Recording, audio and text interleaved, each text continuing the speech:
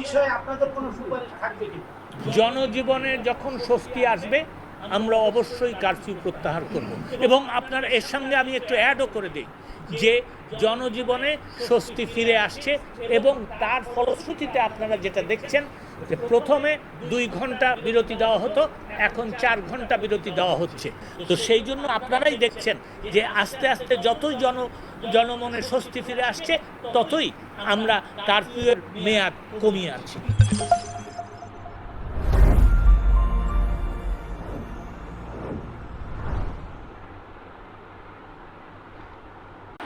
আমার ভিডিওটি ভালো লাগলে অবশ্যই লাইক, কমেন্ট অ্যান্ড সাবস্ক্রাইব করে দেবেন মাই চ্যানেল।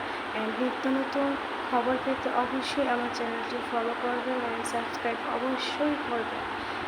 ধন্যবাদ সবাইকে, পাশে থাকবেন অ্যান্ড বাংলাদেশের নিত্য নতুন খবর পেতে